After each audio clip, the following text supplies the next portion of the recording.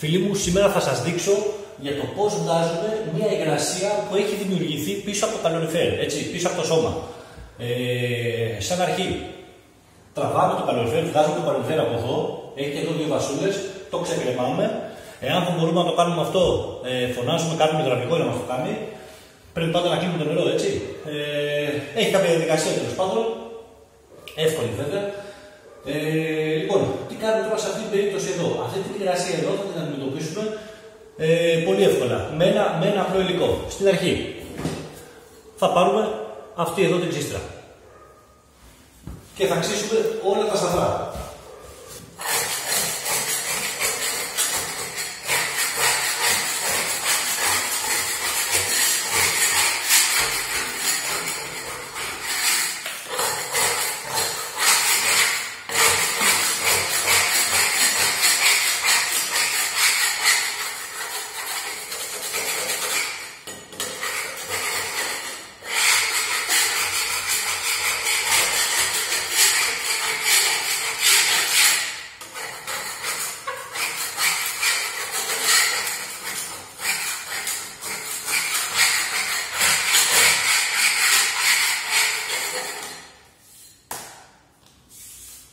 Ελέγχουμε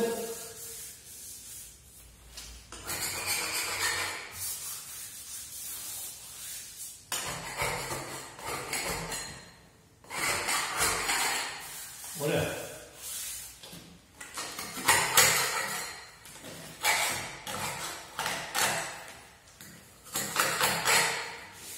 Λοιπόν, από τη στιγμή που το ξύσαμε τη ξύστρα θα πάρουμε ένα γυαλό χαρτό και θα το τρίψουμε αέρα.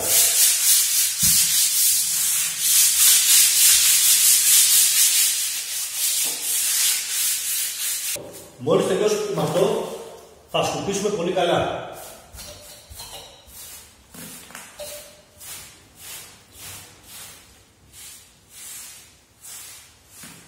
Θα μαζέψουμε και τα κάτω.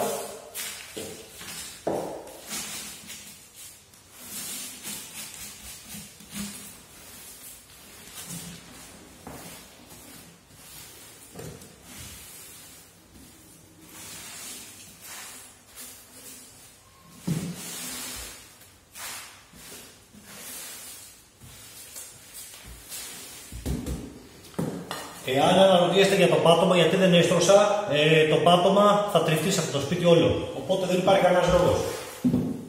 Η επιφάνεια μας είναι έτοιμη για να στοκαριστεί αυτή τη στιγμή.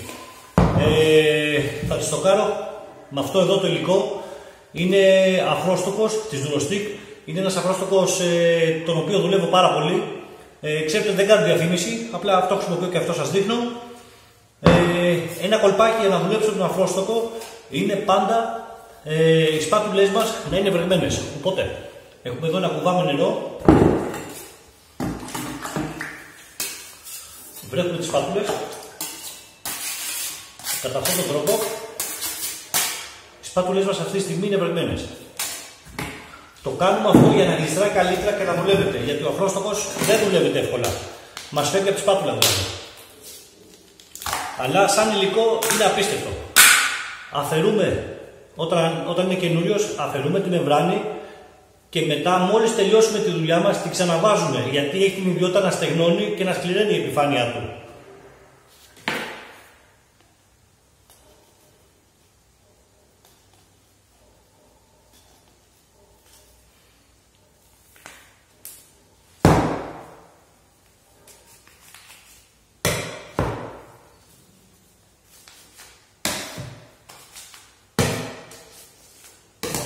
Κρατάμε τη μεμβράνη στην άκρη και τώρα θα πάρουμε μια ποσότητα. Ξύνουμε τις άκρες.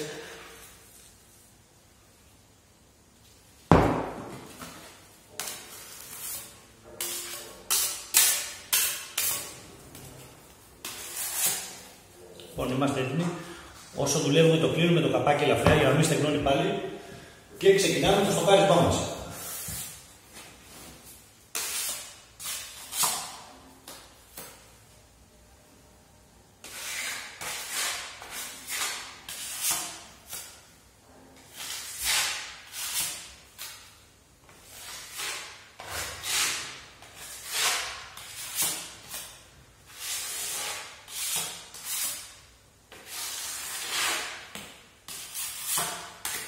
Εάν μας πέφτει κάτω, το ξαναπαίρνουμε με προσοχή.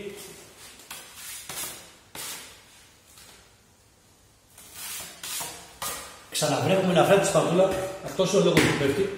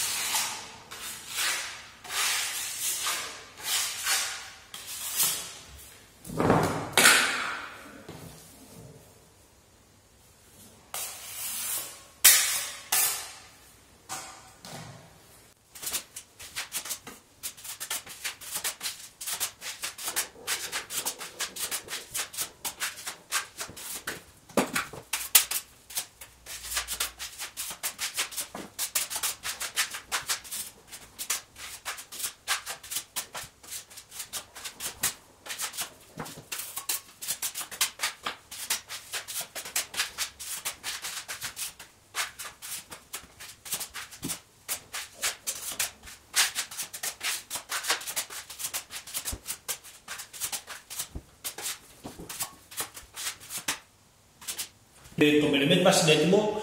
Εγώ προσπάθησα και το έβγαλα με ένα χέρι λόγω εμπειρίας. Εσείς, εάν δεν γεμίσει πολύ καλά και βλέπετε ότι έχει κενά, θα το αφήσετε να στεγνώσει και θα περάσετε και ένα δεύτερο χέρι.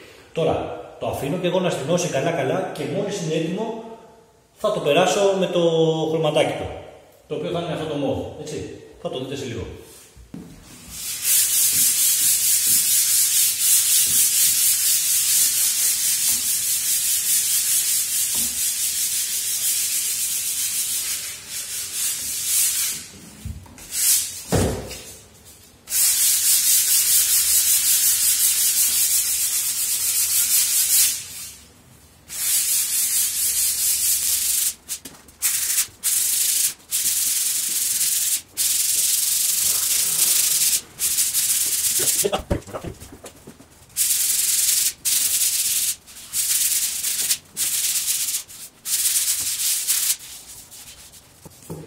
Έτοιμο.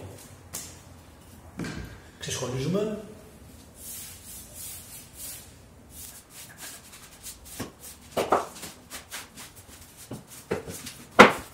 Και τώρα με ένα μικρό ρολάκι, έχω χρησιμοποιήσει αυτό εδώ πέρα, το καλοριφέρ, θα το βάψουμε.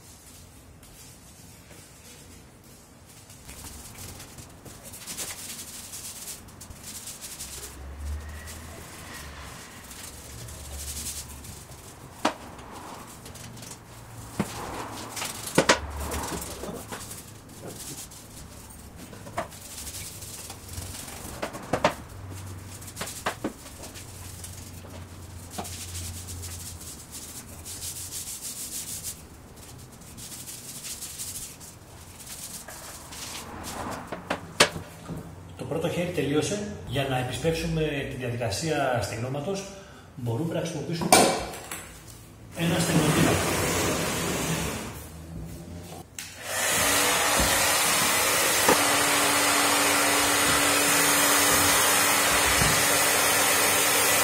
Μόλις περάσαμε και το δεύτερο χέρι, το αποτέλεσμα είναι αυτό που βλέπετε. Να είστε όλοι καλά. Μυστικά δεν υπάρχουν. Τα μυστικά είναι στους μικρούς ανθρώπους. Μόνο έτσι θα πάμε μπροστά.